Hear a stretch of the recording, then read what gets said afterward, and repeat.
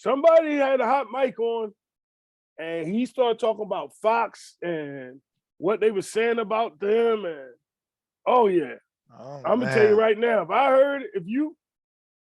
I'm in that locker room and I heard that speech, we're gonna beat you 65-7.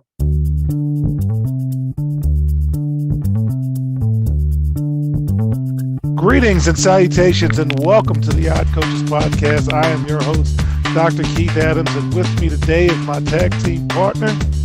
It is Stan Hansen week, folks, so he is the Stan, the man, the Lariat Hansen, to my Bruiser Brody in, again, All Japan Wrestling, the icon, the showstopper, the main event, and the reason why we are here, Coach Mike Francis. And Coach, how you doing on this Throwdown Thursday, sir? Doing well. How about you? Man, I am doing awesome because there's a lot going on, and this is something that fans are going to clip and play back later on in the spring and the summer. So segment one, we're going to talk about how to fix the college football playoffs because we can't have championship games like that. We're going to talk about a big move from the Big Ten to the NFL. We're going to talk about coaching moves, and we're going to grade first-year coaching hires. So let's get started. So, Mike, the TCU Horned Frogs lost by 58 points in the national championship game. It is the most lopsided bowl game in the history of college football. The final score was 65-7 in the championship game, and that's not good. That's what we thought we were going to get on a regular basis. And last week we talked about how good the games were. And again, win, lose, it happens. But 58? 58 is a long time. So our show correspondent will put in the chat for us, how do we fix this? Mm-hmm. So, Mike, before I give my answers, and I'm pretty much a pessimist, well, what do you say? How do we fix that we get ourselves all geared up, and by the time I cracked open my beverage, it was over?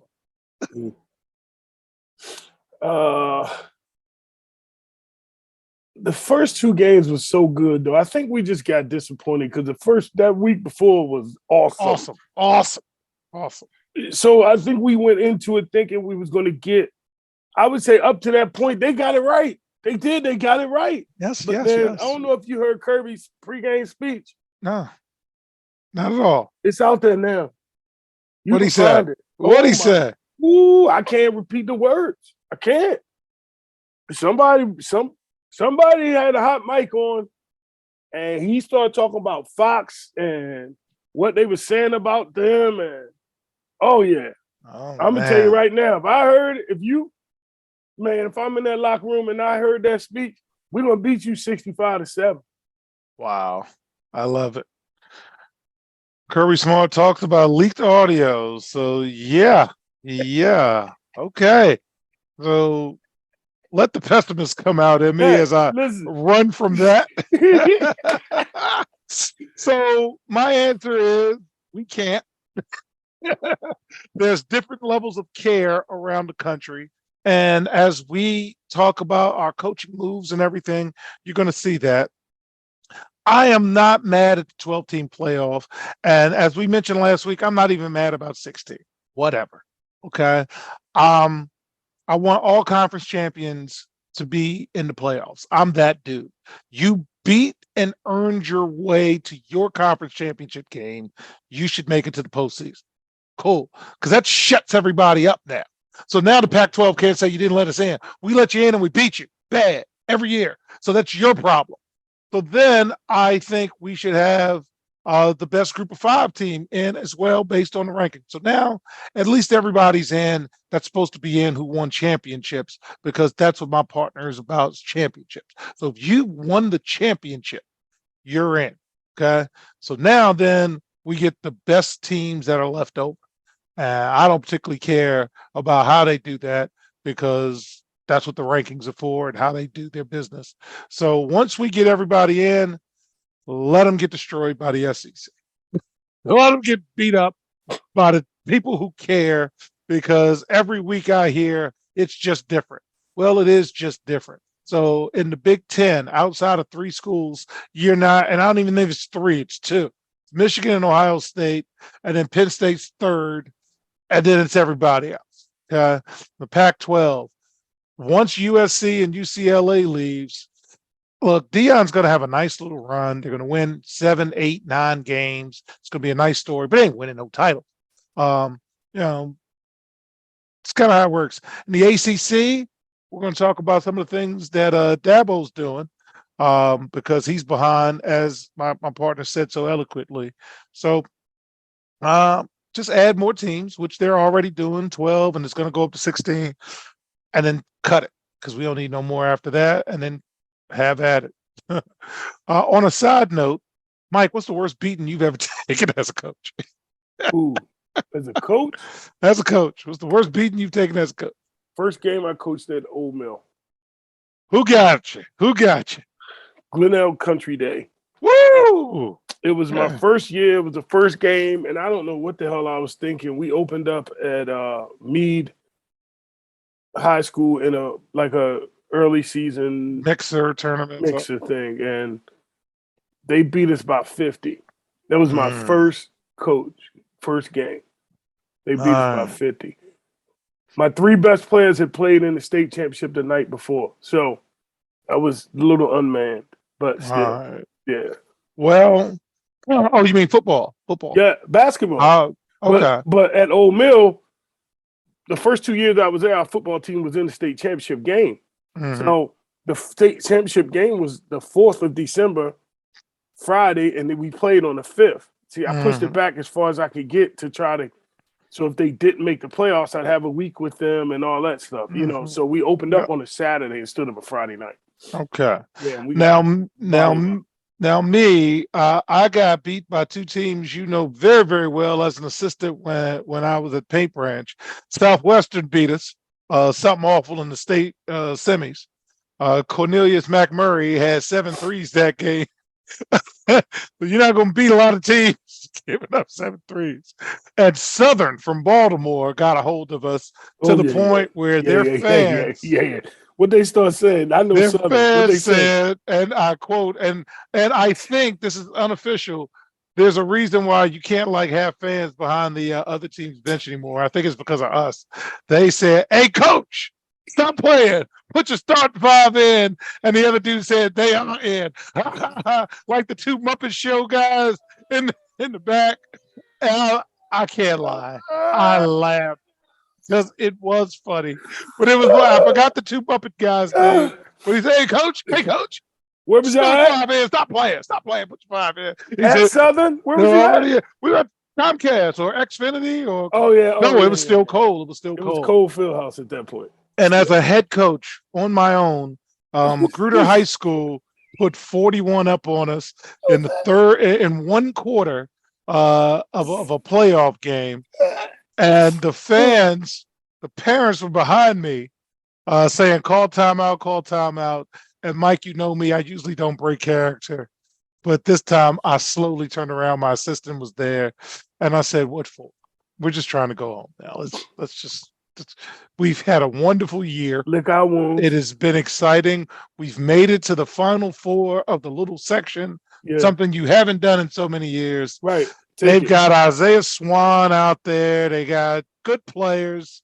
God bless them. They're not running it up on us. They're not embarrassing us. We're just not there. So I understand TCU saying we're not there. But yeah, so that was mine. And, all good because we can't win them all. So big move from the Big Ten, and we're going to talk about Kevin Warren. And I can't wait to hear your comments on this. The Chicago Bears named Big Ten Commissioner Kevin Warren as their president and CEO. Warren will replace outgoing president and CEO Ted Phillips, who announced in September that he would retire after 2022 season. He is the first president and CEO hired from outside the Bears organization and the first Black president in team history. So congratulations, sir. They say the quote is, Kevin is a man of integrity, respect, and excellence, all of which are critical core values of the Chicago Bears, and we welcome his perspective and diverse thought to this storied organization. He's a proven leader who has many times stepped outside of his comfort zone to challenge the status quo for unconventional growth and prosperity. And in this role, Mr. Warren will serve as the primary leadership position of the franchise to help bring the next Super Bowl championship trophy to the Bears. Okay. So in his new job, Mike, he's going to oversee general manager Ryan Poles and the business operation of the club. And I'm pausing because it's hard to get these jobs. It's hard. Mm-hmm. And you're going through your administrative journey. I am in a transitional state. So I'm just excited that he has this opportunity. But here's where I'm going to pause, and this is because of the Big Ten's response. So the Big Ten Council of Presidents and Chancellors said in a statement that it will work with Warren during the transitional phase. Warren has been in the Big Ten since June of 2019, but recently was not given a contract extension by the conference. Last summer, Warren helped expand the conference with the addition of USC and UCLA. He also secured a 7-year media rights deal worth more than $7 billion with CBS, Fox, and NBC, and he wasn't given a contract extension. So the quote is, the Council of Presidents and Chancellors for the Big Ten is grateful to Commissioner Warren for his valuable service to the conference and its member institutions over the past 3 years. He has guided the conference with an innovative spirit, a passion for people, and exceptional business acumen. Commissioner Warren was pivotal in the expansion from 14 to 16 academic and athletic member institutions and leading the media rights negotiations. Yeah, but how come he wasn't worthy of an extension based upon that? Any thoughts before we move on to his resume? No. I mean, but go ahead, and I'll tell you what I think about his resume. Okay.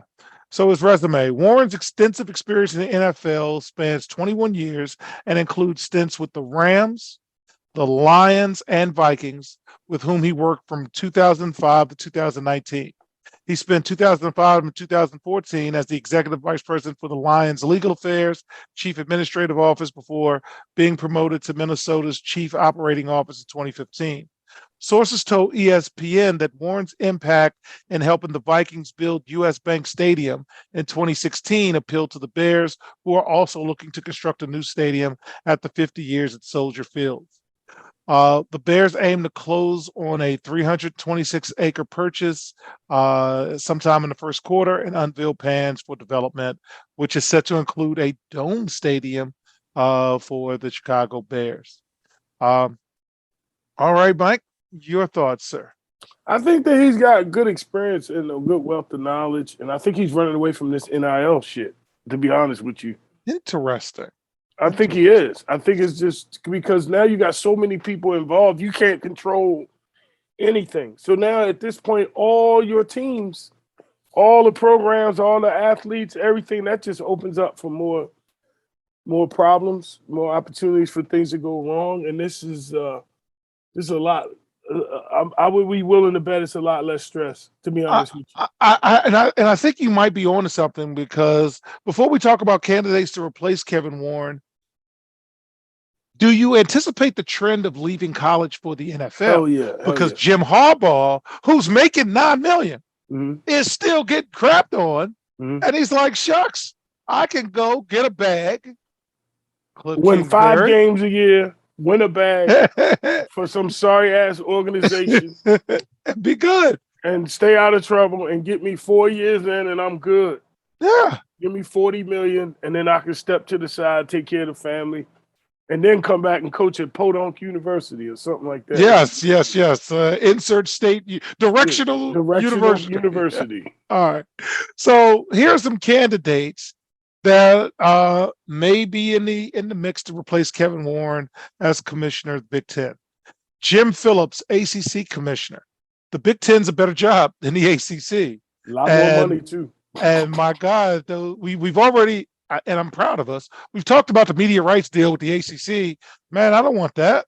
So I got a shot to get a bag, and I got a shot to get more prestige, because the guy before me did all the work. You said I have to do nothing. you don't want that. I'll take the gig. No, And the and ACC media. You know what? the contract goes to like 2035, and they get 6 cents on the dollar or something like that. And the funny thing with Kevin Warren is Roger Goodell ain't gonna have this job a long time, and look at his resume.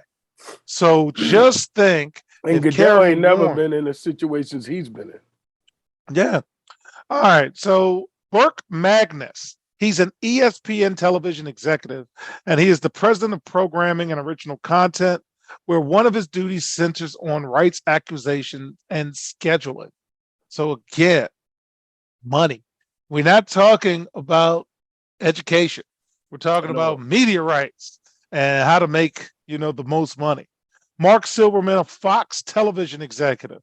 He's the president and chief operating officer of Fox Sports. He's responsible for live events, studio programming, production, marketing, and content. I do not see an academic background, sir, but he is a strong candidate for the Big Ten commissionership. Gene Smith, who I've had a chance to meet, and he was very nice to me.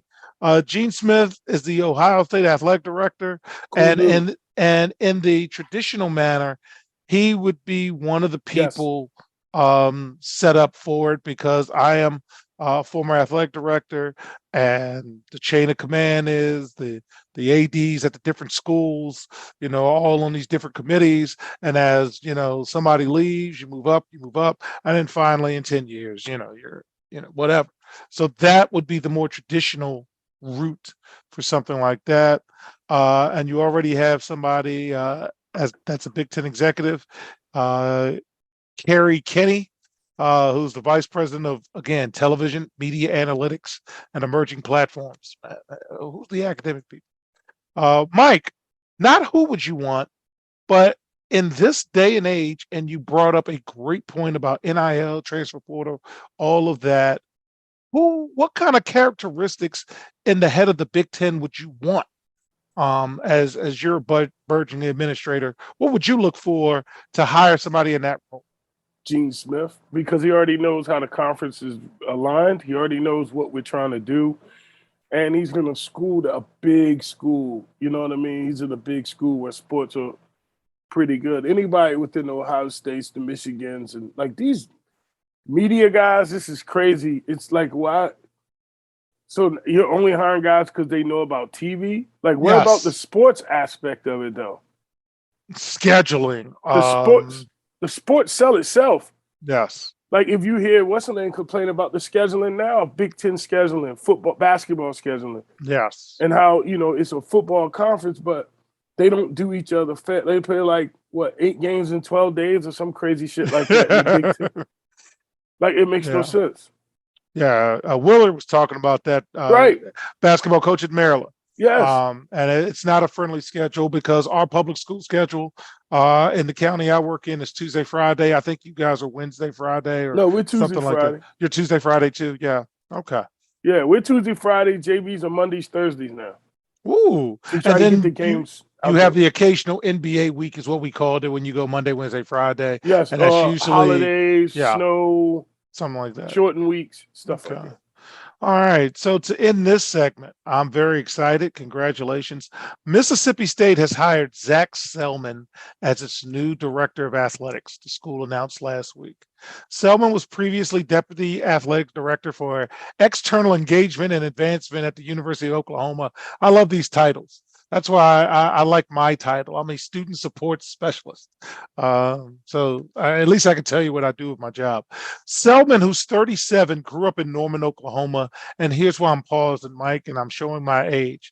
His father, Dewey, and his uncles, Lucius and Leroy, were standout football players and are featured in a statue outside of Oklahoma's Memorial Field. And Selman grew up in a family that is revered in football, but more importantly, he's got it. He was the associate athletic director and special assistant to the AD at UNC for 2014, 2015. He got his bachelor's degree from Wake Forest, obtained his master's degree from Oklahoma, and now he is the AD at Mississippi State, and we all know the history of Mississippi. So for them to have a 37-year-old person of color leading the Mississippi State athletic department, you're past the BCA. But it's his now last black name, coaches though, and administrators. Yes, that helps.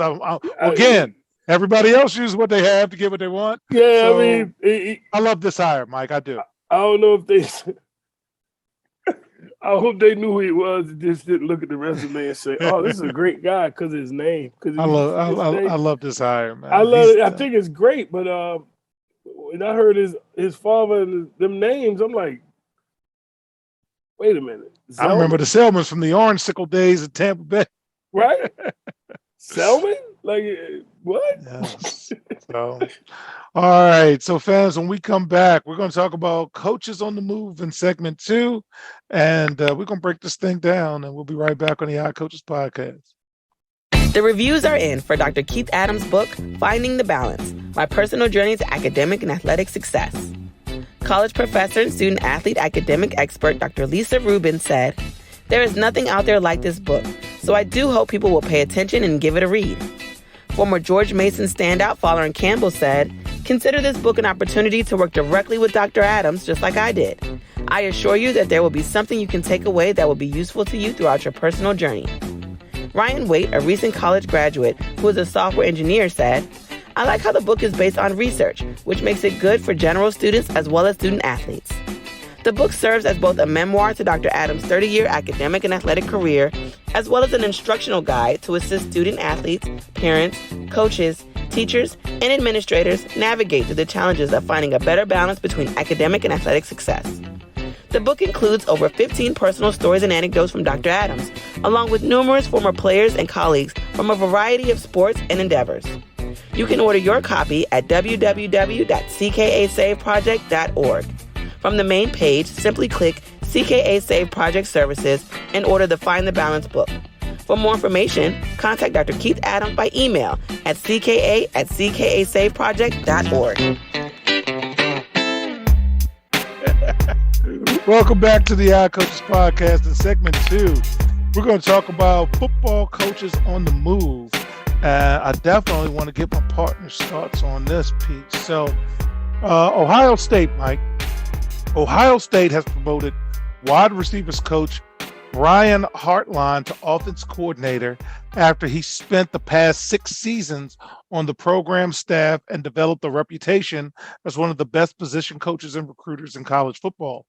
Hartline has been the Buckeyes receivers coach since 2018 and took on the role of passing game coordinator in 2022. Offensive line coach Justin Fry was also promoted to run game coordinator. You got to explain that job to me when you respond. Mm-hmm. He replaces Kevin Wilson, who left for the Tulsa job after 5 seasons as Ohio State's offense coordinator. At just 36, Hartline is a rising star in college football, best known for recruiting and developing an elite group of pass catchers who helped the Buckeyes field some of the nation's best offense in recent years. So tell me your thoughts about those internal promotions, as well as what is the run game coordinator, because I see that often. Yeah, well, it's just you split, well, especially if you got the money to do it and get a contract and you got people, you split the duty. Like an offensive coordinator is in charge of the whole offense, right? So he's got to do run and pass. That's a lot of film. It's a lot of time. It's a lot of personnel matches where if you split the job in 2, the guys can get more done in a short period of time or the same amount of time. Instead of me watching film for 2 hours, I watch an hour of all the passes because the way technology is, you can run all the pass plays, all right? You can run down and distance, all right? How many pass, what do we do?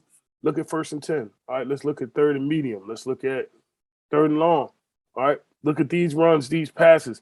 And then that person takes the best of whatever you have to offer with your personnel, and they break that down, and it makes it a lot easier. So we might go into a game with 25 plays we know we want to run. These 25 we want to run, which means I might have 13 passes, 12 runs. You try to balance it, if not. But then you guys get together and decide on the game plan. And then one of those guys will be up in the booth and the other one be on the field, which is good. All right. So what about the internal hiring process? Because when we move on, we're going to talk about the external hiring process. What's it like when you promote from within? It's the What's best the thing. benefit of that? I think the benefit of that is you don't have to teach anyone anything new. You don't have to worry about trust. You don't have to worry about filling each other out. That person's already within. He knows the culture. He understands the school, or she. That Mhm. person understands the culture. That person understands what you're trying to do. They understand the student body, all of that. So when you promote from within, you kind of continue, like you say, tradition never graduates. So if you've Mhm. established it, this just lets it keep going. All right. And Because go ahead. I've found that my biggest issues is guys I hired that wasn't previous. No, seriously, that wasn't a previous player or wasn't in the program and wasn't from within. That's the guys I've had my biggest issues with. There's no Interesting. loyalty. There's no loyalty. Okay. Because Clemson, after a second consecutive 3-loss season, Dabo Sweeney is remaking the Clemson program. And we talked about this yesterday with Purdue making adjustments. Last year, the Tigers head coach promoted from within when former coordinators Brett Venables went to Oklahoma and Tony Elliott went to Virginia because they got head coaching jobs. But after firing offense coordinator Brandon Streeter, Sweeney will name TCU's Garrett Riley. I believe he's the younger brother of Lincoln Riley. I think so. To the same position. It is a shakeup at a program known for continuity. That's one of the things that we talked about with Clemson. They had the same people there, as you mentioned, forever. Riley is fresh off winning the Art Briles Award as the nation top's assistant while helping guide the Horned Frogs to a national title game in his first season in Fort Worth. All 5 on-field assistants prior to Streeter's firing were without FBS coaching experience, aside from their time at Clemson. Mike, what are your thoughts on that, buddy? Somebody got to take the fall for no, seriously. He got to do something to make, secure his contract. That's more about securing his contract and people saying, oh, coach is making moves. He's serious about being here, yada, yada, yada. You got to put some cologne on that stink. And that stink been the way it was with them 3-loss seasons. Like he's losing out. You mean the lazy river ain't working? Yes, indeed. So the flip side of what you said about Ohio State kind of happened to Clemson because they were very stale. Because that last bullet point on our note screen, all 5 on-field offensive assistants prior to the firing were without FBS coaching experience aside from their time at Clemson. My mentor, Hank Alada, literally forced me, and I think that's how we kind of started getting close. He said, you're going to go work Morgan's camp, Morgan Wooten, legendary coach at DeMatha. You're going to go work 5-star. You're going to go work at all of these different places, and you're going to be a grunt. You're going to do the kids. You're going to sit in the meetings. You're going to shut up. You're going to go get coffee. You're going to do whatever they tell you to do, because I don't want my voice to be the only voice you've ever heard, because there's a whole world out there. And then I demand that you bring back a new drill every year that we're going to fight about. And if I like it enough, you're going to implement it. You are. And blah, blah, blah, because you're not always going to work here and you're going to be blah, all of these things. So I was very curious about your thoughts with that, because Clemson seemed to have had everything in house. And now we're starting to have other people come in, and that may either open up Dabo's eyes as it has for Nick Saban as he brings in other people, or might close Nick always brought in other people, though. Nick Saban always brought in other people. He went out and got the best he could get. Sarkisian, Lane Kiffin, Mike Loxley. Like, he always got people from all over the place. That's what Nick did. Nick was not afraid to go outside the Alabama family. But then again, Nick has a NFL background. Yes. He has a lot of contacts. So. All right. So now we're going to go to Ole Miss, and something that is rarely mentioned at Ole Miss: defense. Pete Golding is leaving his job as Alabama's defensive coordinator for the same position at Ole Miss. Golding has been at Alabama under Nick Saban since 2018 and served as the Crimson Tide's defensive coordinator for the past 4 years. And he will replace Chris Partridge as Ole Miss defensive coordinator. Golding's decision to leave Alabama was his own, according to media reports, and that he was not pushed out. Rather, he felt this move was best for him and his family. This dude's a good defensive coordinator, and he made, I don't even know if it's a lateral move. What would you call that? And he's also a great recruiter. So what do you think about this move, Mike? It's a chink in the armor to Alabama now. I mean, he always lost coaches. Let me get that right. He's always lost coaches because, this is a copycat business. So I can see that happening. But he lost the defensive back coach to Colorado, who was the assistant defensive coordinator, and the defensive coordinator. He lost both of them.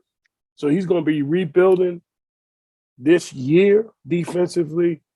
You're not supposed to leave Alabama, right, no, Mike? you're not. Well, that's my point. So what's going on in Alabama now? What's going on in Alabama? I don't know, man. But yes, to close out the segment, Colorado, go Deion. Their associate defensive coordinator and safety Charles Kelly left Alabama last month to go to Deion at Colorado. So one of the things that Deion is doing, and I commend him for this, is he's getting the best coaches he can give. And based on what I know about Deion as a coach, he's going to let him coach. He's getting out of the way because he got meetings to go to. He got to shake a hand. He got a TV gig.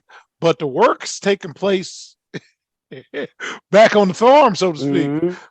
So this is interesting. And when we come back in our final segment, we're going to do report cards because we're still Educators fans on the various first-year coaches just from Power 5 schools. Can't do everybody, but curious to see what kind of grading Coach Francis is. And we'll be right back on the iCoach podcast. There is an old business adage that says, what gets measured and monitored gets done. It is also fact that deadlines spur action.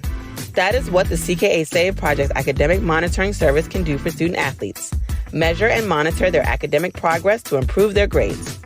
Our academic monitoring services provide ongoing academic support for student athletes for a designated period of time. Our academic success coaches work with student athletes on time management and organizational skills, along with improving their ability to self-advocate. Every few weeks, our academic success coaches meet with student athletes to assess their academic progress, as well as provide ongoing academic advising. If needed, student athletes have access to CKA Learning Specialists who provide virtual core subject academic support for student athletes. For more information, visit us on the web at www.ckasaveproject.org or schedule a free virtual consultation with Dr. Keith Adams by email at cka@ckasaveproject.org. Okay. Welcome back to the iCoaches podcast. In segment 3, we're going to grade first-year Power 5 coaches in the order we talked about them during the regular season. So, Mike, ACC. Again, we do letter grades in the public school system, but I will allow you the opportunity to do pluses and minuses. How about that? All right. So, Duke, Mike Elko was 9-4 this year. We covered the ACC all season, so I didn't need to give you any other notes but the record. What grade would you give Duke's first-year head coach? I'd give him an A. And I am in agreement, but why would you give him an A? It's Duke, and they 9-4. What the hell you mean? Why would you give him an A? Good night, everybody, and tip your waitress. We'll see you next season. If he do that for 3 or 4 straight years, they're going to be putting a statue of him outside. That's indeed. 100% in agreement. And for educators out there, you see, we're scoring, man. We can grade together, and it makes it go faster, so you don't have to go home and do it all by yourself. Let's just sit together, collaborate, and then if there's an issue, bring in a third party. But that's how we should do it. Professional development. Miami, Mario Cristobal was 5-7, sir. What would you give Mario Cristobal for his grade? A D. Yes, in agreement, sir. In agreement. Why would you give him a D? First of all, they got a losing record. I don't give a shit what nobody say. You can't be five. If you ain't 500, you can't get a C. That's number one. So, but it was a tough time, you know. And plus, he fought the Deion Sanders rumors all year long. That would be the Florida State guy. I But gave him a Miami D. too. Yeah, I Miami- gave him a D because he underperformed. You had players. You're in the ACC. The ACC is not the SEC. It's not the True. Big Ten. But if You ain't got should players, have you ain't better got players. You know? Did you see who he lost to? Yeah, well, maybe that So that's where he got the D. the NIL money wasn't in the football program. You know they got that billionaire down there. Yeah, so don't tell him, man. Do better. He better not be 5-7 next year. Mm. All right, so I'll tag in to UVA and Tony Elliott. So although Tony Elliott was 3-7, I'm giving Tony an incomplete because of what happened and the tragedy that he had to deal with. So I'm not saying we're not he gonna grade held them it. at all. Yeah, we ain't grade he them. held their team together. Yeah, He was mindful, respectful. yeah. I hope they have some time this summer to just kind of stop and get off the ride, as we like to say in CKA. I feel because- bad for him. Yeah, so we're going to give him an incomplete. And again, our thoughts and prayers still go out. That's a real life situation. So, but Virginia Tech, Brent Pry, 3-8. What would you say about Brent Pry? Oh, that's a right E. there. That's a fail. So in our school system, folks, E is what you call an F.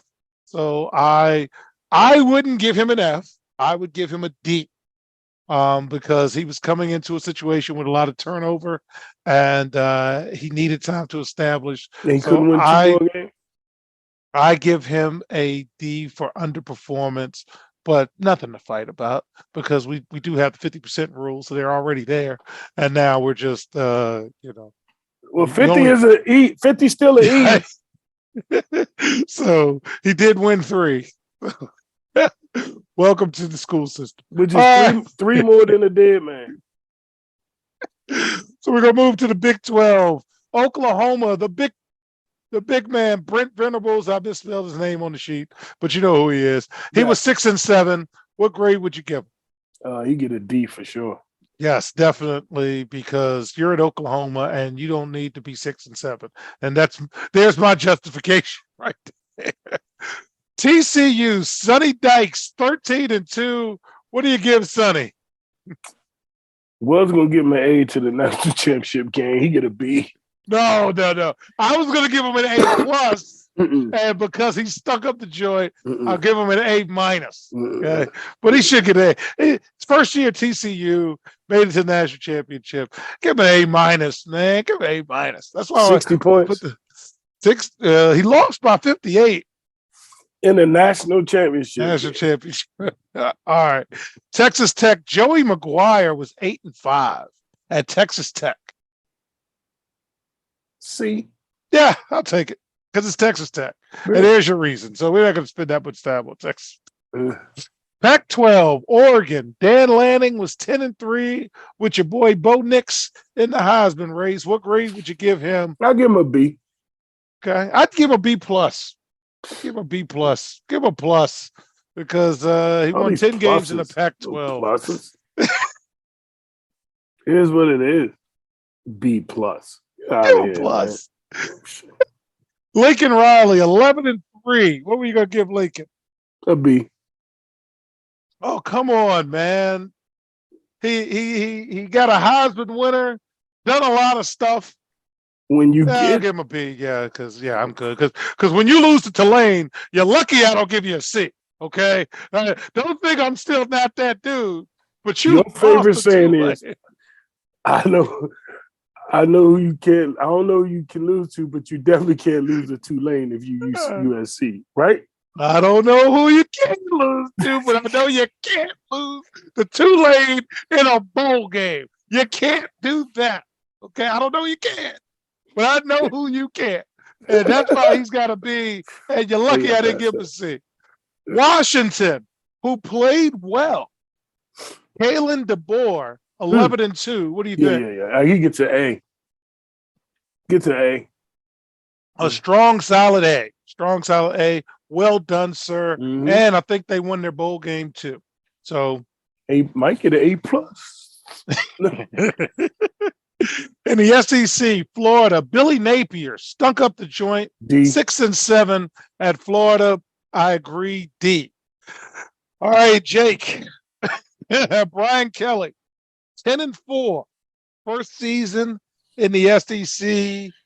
Beat Alabama, but lost a couple. What do you think, sir? I would give him an A till he tried to talk like he was from LSU from the Bayou. Now he get a B now.